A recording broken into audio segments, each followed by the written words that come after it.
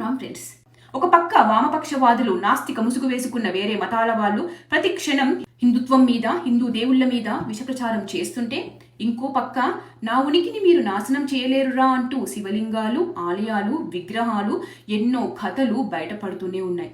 కానీ హిందువుల్లో కొందరు వైష్ణవులని, శైవులని కొట్టుకుంటున్నారు. సనాతన ధర్మం మనకు చాలా అవకాశాలు లేదా అభిరుచులను ఇచ్చింది.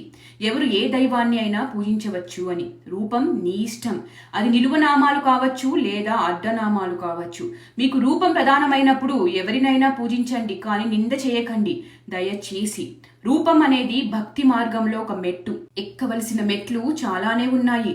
మొదటి మెట్టు దగ్గరే భేదాభిప్రాయాలు వస్తే చివరి మెట్టు ఎలా ఎక్కగలం? ద్వైతం, అద్వైతం, విశిష్టాద్వైతం ఇలా ఎన్ని సిద్ధాంతాలు ఉన్నా చివరికి మోక్షం గురించే చెప్తాయి, కానీ దారులు వేరు. చివరికి గమ్యం ఒకటే. వీటిని విస్మరించి కేవలం ఐహిక రూపాల మీద సిద్ధాంతపరమైన ద్వేషం, అవివేకం. శివాయ విష్ణు రూపాయ శివరూపాయ విష్ణవే, అందరూ ఒకటే.